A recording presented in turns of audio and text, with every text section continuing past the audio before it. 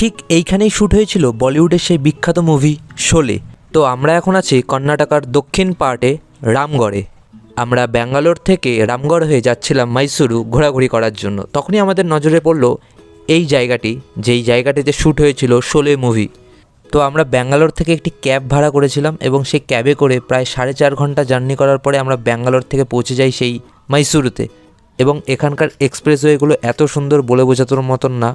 তো আমরা মাইসুরু পৌঁছে সবার প্রথমে ভিজিট করি মাইসুরুর one of the biggest church, Saint Philomena's church.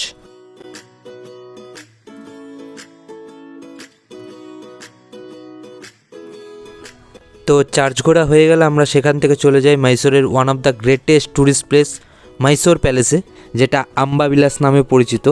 এটি একটি ঐতিহাসিক প্রাসাদ এবং রাজকীয় বাসভবন, যেটি ভারতের কর্ণাটকের মহীশূরে অবস্থিত, একদম সেন্ট্রাল মহীশূরে। এটি ছিল ভারতের ওয়াদিয়ার রাজবংশের সরকারি বাসভবন।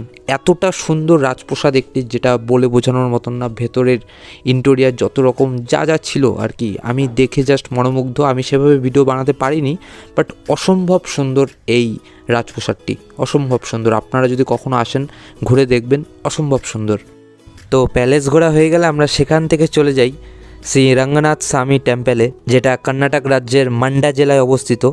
এটি একটি হিন্দু দেবতার মন্দির, অর্থাৎ শ্রী বিষ্ণুর এক রূপকে এখানে পূজা করা হয়। বিষ্ণুর এক রূপ, যেটাকে কর্ণাটক ভাষায় রঙ্গনাথ বলা হয়, সেই রঙ্গনাথকে এখানে পূজা করা হয়, যে কারণে এই মন্দিরটির নাম শ্রী রঙ্গনাথ স্বামী টেম্পল।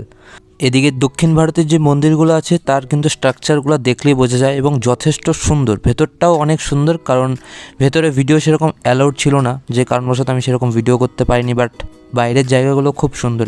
এবং এই মন্দিরটি কর্ণাটকের রঙ্গপত্তনে অবস্থিত, এবং এই রঙ্গপত্তনের পাশেই কিন্তু রয়েছে দক্ষিণ ভারতের সেই বিখ্যাত নদী কাবেরী নদী। তো আমরা ঘোরাঘুরি করে যখন ফিরছিলাম তখন আকাশটা কিন্তু দেখার মতন ছিল। দেখো না, এতটা সুন্দর আকাশ, দেখে মনে হচ্ছে কমলা কালারের মনে হয় রং করে দেওয়া, মানে এতটাই সুন্দর। এবং এর পরের দিনই আমাদের ব্যাঙ্গালোর থেকে আলিপুরদুয়ার ফেরার কথা ছিল। আমরা ব্যাঙ্গালোর থেকে গুয়াহাটি ফ্লাইট নিয়েছিলাম, এবং এটা যে আছে এটা হচ্ছে ব্যাঙ্গালোর এয়ারপোর্ট। দেখতেই পারছো কতটা সুন্দর, মানে এই এয়ারপোর্টগুলো এতটা বড় হয় না, দেখতে খুব ভালো লাগে। এবং ব্যাঙ্গালোরে কিন্তু অনেক ছোট ছোট পাহাড় রয়েছে, ওই যে দূরে দেখতে পাচ্ছ এই পাহাড়টা, এটা কিন্তু যথেষ্ট সুন্দর। এবং আমাদের ফ্লাইটও ছিল এর কিছুক্ষণ পরেই, এবং ফ্লাইটে করে আমরা সেখান থেকে চলে আসি গুয়াহাটির থেকে বাড়ি।